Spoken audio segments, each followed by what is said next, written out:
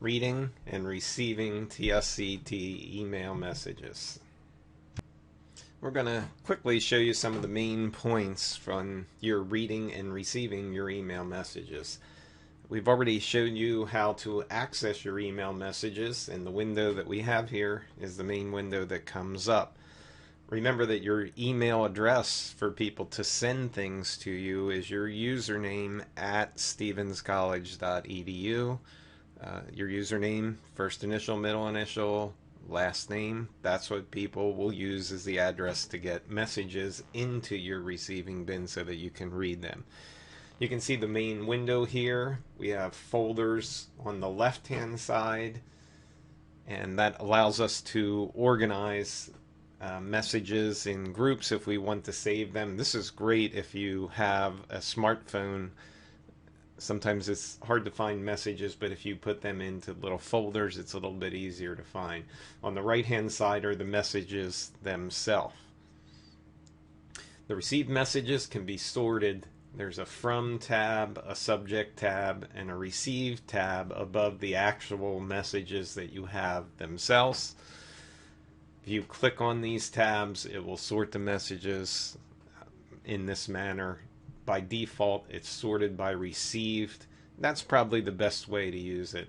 The other thing that you'll note is if you have more messages that can fit on one screen, this area with items 1 to 23 of 13,610 show that I have a good bit more messages, and these VCR type buttons will allow you to process through from one window to the next. A little cumbersome to do this online. It takes a little time to do it, so you want to be careful what you do. But if you get lost sometimes, if you click this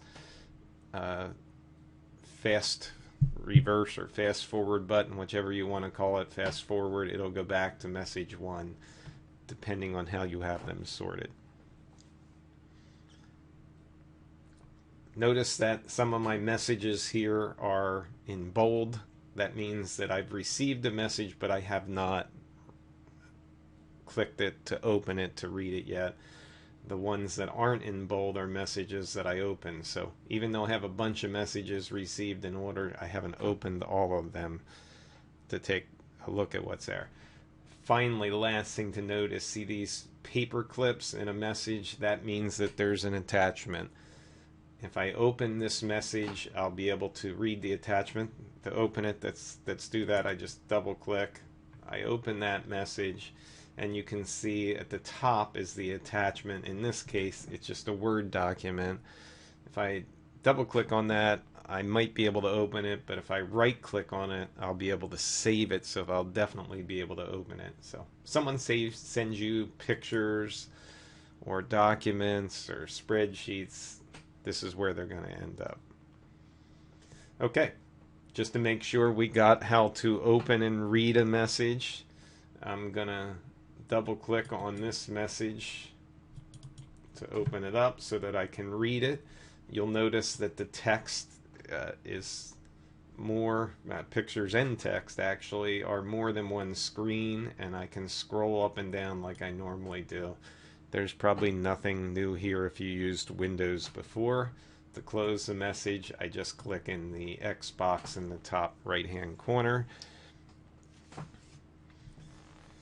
You can create folders. The inbox is the default folder where most of your messages go. If you click in some of these, I'm going to click in the junk mail folder. You'll notice that now I only see the messages in that folder.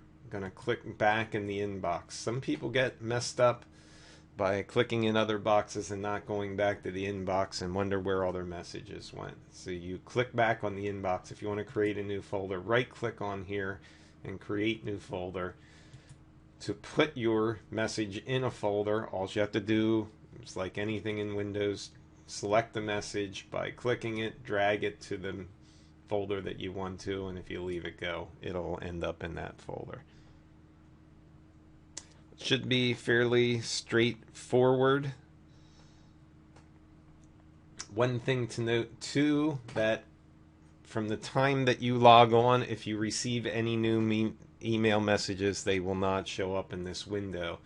you have to click this button, which refreshes your thing. It actually goes back to the Stevens system, sees if there are any new messages received, and if there are, it will put them in your window. So don't get frustrated sometimes if you don't receive a message. You might have to refresh since you're there.